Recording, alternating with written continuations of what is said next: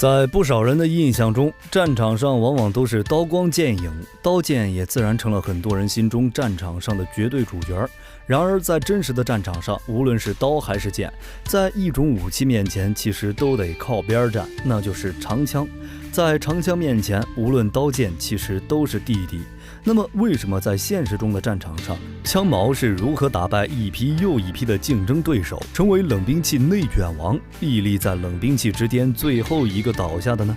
我们今天就来看一看吧。枪矛类武器毫无疑问是助人类登上食物链顶端的最大功臣。原始人手中石矛、骨矛就已经是对当时动物有极大威胁的利器了。也可能在这时，我们的祖先就已经发现了距离优势好像真的能填平一起面板差距。哪怕你伤害再低，保持距离慢慢磨，也能耗死当时那些皮糙肉厚史前野兽。更何况人类习惯团队作战，长兵器也能起到牵制效果。于是枪矛类武器的这个王道地位，其实在这里就已经初见雏形了。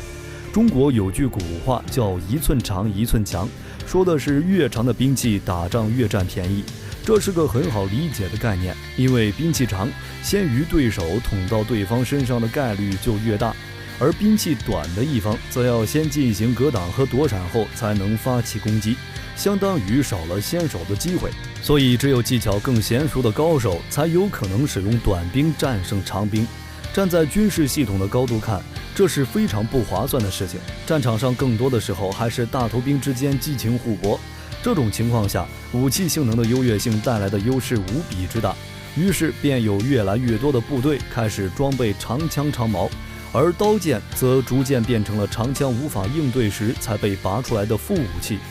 同时，长枪还有另一个优势，那就是制作简单，适合量产。长矛长枪在制作上只需要在枪头的部分使用坚硬锐利的材料变好，而枪杆部分是人类最容易取得的素材木材，再加上构造也非常简单，这也让长枪这种武器成了冷兵器时代里一般士兵装备量最大的武器之一。无论是步兵还是骑兵，长枪都是很好的选择。学会一招咸鱼突刺，走遍天下都不怕。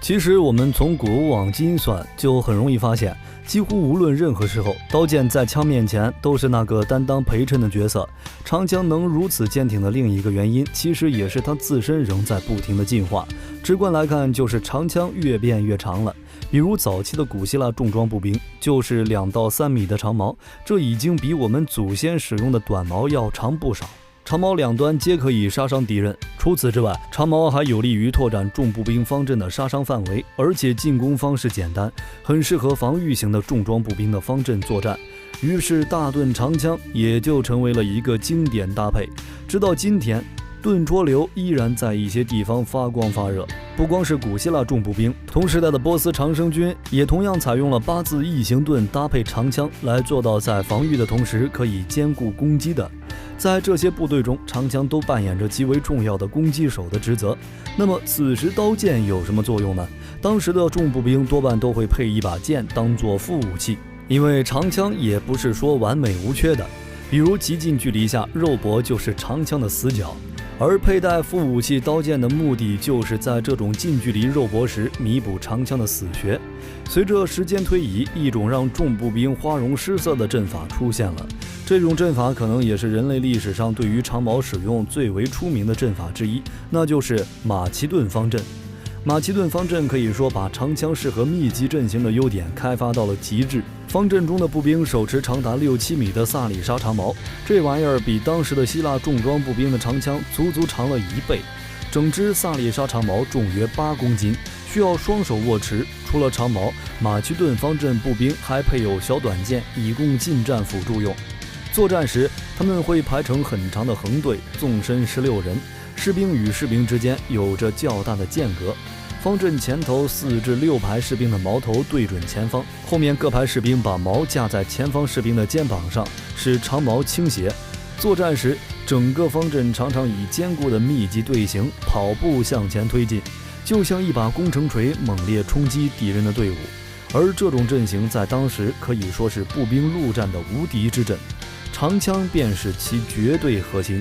但与此同时，马其顿方阵其实也是长枪面对刀剑的一次历史性吃瘪。因为马其顿方阵最终落幕，就是因为败在了罗马军团的短剑配大盾手上。其实马其顿方阵给了很多人一个错觉，那就是巨型长枪非常常见，同时代使用5米以上长枪的情况不多，希腊人的枪也是在4米左右，罗马步兵更是在数个世纪的时间里坚持使用短剑和大盾。马其顿长枪方阵之所以昙花一现，理由和上面所说的原因差不多，那就是枪越长越笨重，士兵越不便使用。尽管正面硬怼，马其顿方阵没怕过谁，但是因为长枪过于笨重，这种方阵的回转速度极慢，侧面异常薄弱，而且无法长时间行军。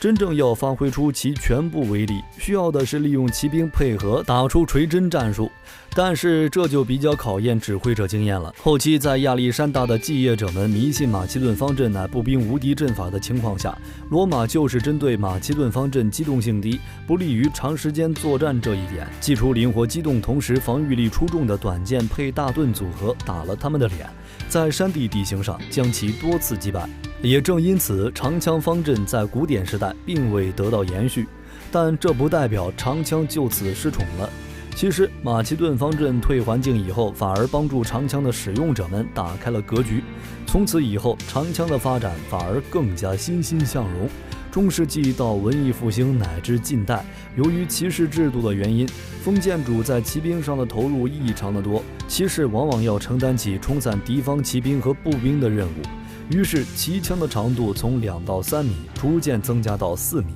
后来又出现了波兰翼骑兵5米的长枪，而步兵的长枪则更长。西班牙方阵用的是5米多的长枪，瑞士方阵巅峰时期枪的长度达到6米，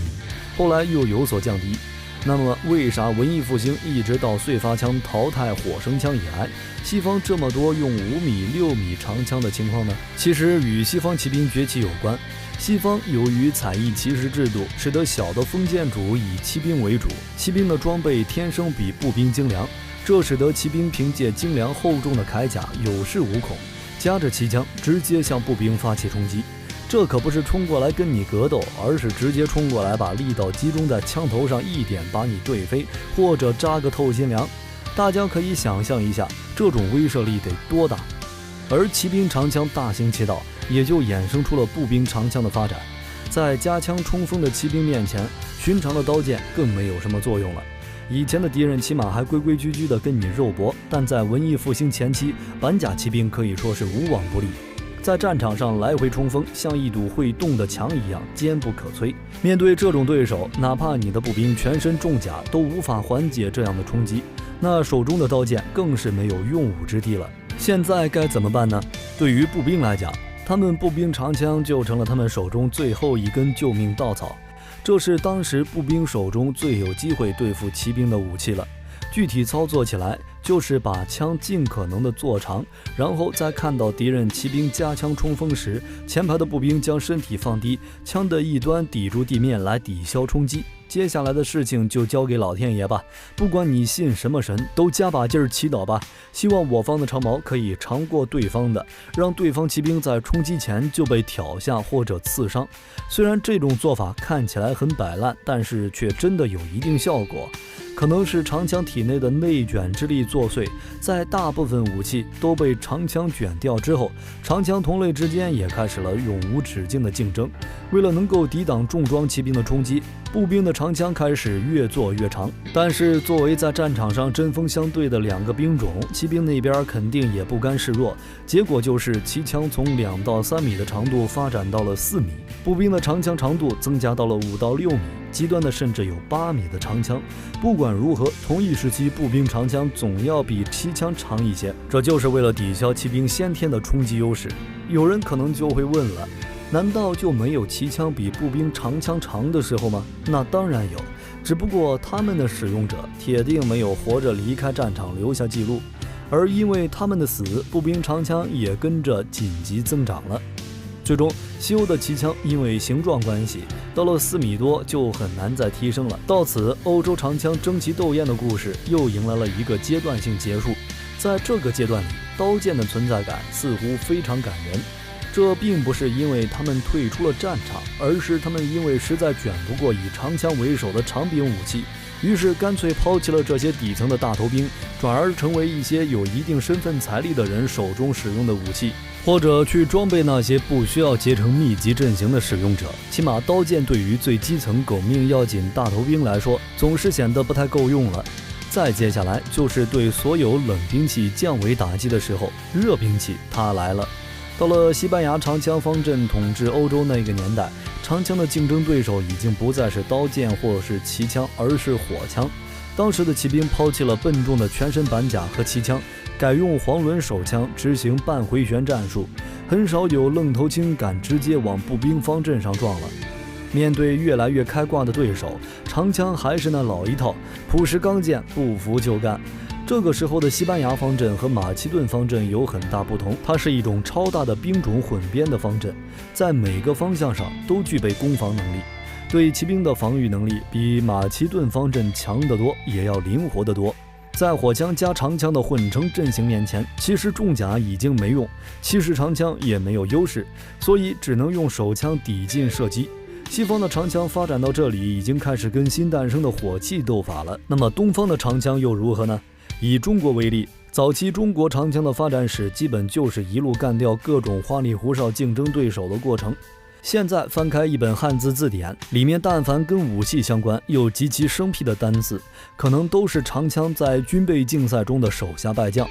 到了宋代的时候，武经总要里将枪分为9种，既有双钩枪、单钩枪、环子枪、肃穆枪、压象枪、锥枪、缩枪、锤枪、大拧笔枪，设计也是五花八门。难道中国的步兵不需要面对铁罐头骑兵的冲锋吗？当然也是需要的，不然那些有名的，比如钩镰枪、大坡拐子马的故事是从何而来呢？但是自明代以来，东方的骑兵显著落后于西方的骑兵。一个直观的印象就是，当西方出现人马均披着板甲的重装骑兵时，同时期的明朝反而连唐宋时期常见的巨装骑兵都很少见，通常只有人披甲，马没有甲。因为进入明代以后，马政非常糟糕，原有的优良种都保不住。本来东方的马匹就比较矮小，耐力虽然强，但肩高矮，力气小，缺少载重能力，是个硬伤。如果人马都披着厚重铠甲，战马就吃不消了。不过好在明朝的对手跟他其实五五开，虽然常说北方游牧民族弓马娴熟，骑兵非常强悍，但其实他们使用的基本都是蒙古马，主要特点和明朝其实差不太多，同样难以足见其巨装骑兵。骑兵没有巨装的话，利用加枪冲锋的方式去冲阵就行不太通了。所以我们在中国历史上，其实在这段时间里很少有重骑兵冲阵的记载。蒙古人弓马娴熟，所以他们的骑兵作用其实主要是偷袭骚扰，还有引诱敌军为主，没有西方同行那种移动绞肉机的刺激工作。而中国的长枪也就自然没有必要像欧洲那样跟骑枪比长短。再加上东方人的体格也普遍不如欧洲人壮实，体力上限不一样，所以为了减少士兵的体力消耗，中国的军用长枪一直没有太长，其中最长的绿营钉枪也就 4.78 米。相对的，在东方刀剑的竞争力就比西方要高一些，基本每个朝代都有一种代表性的刀具。所以说，一种武器是否流行，是否受人欢迎，其实受当地战争情况还有人们的使用习惯影响很大。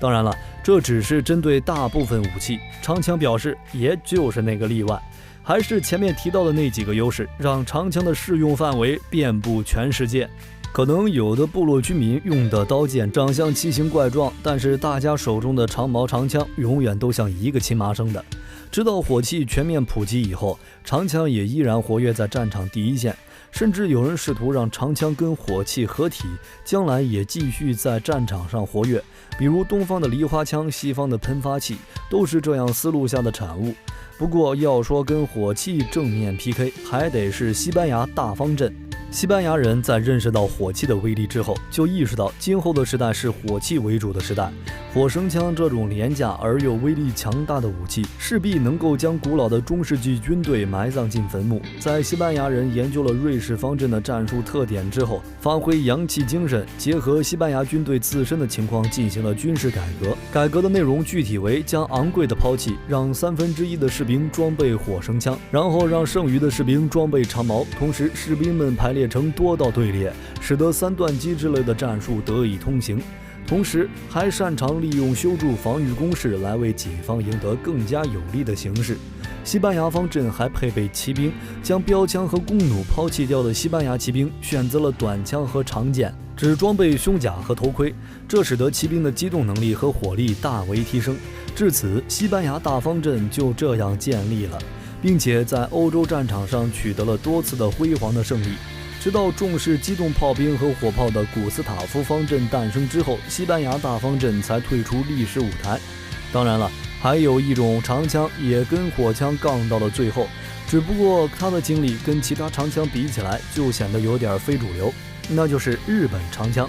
众所周知，日本长枪是长枪家族中的非主流，它可能也是众多长枪品种中难得没有把刀剑彻底卷掉的种类。要问为什么的话，因为它本身也可能是剃刀长卷一类长柄刀的衍生产物。关于日本长枪是如何诞生的，可以去看我的另一期视频。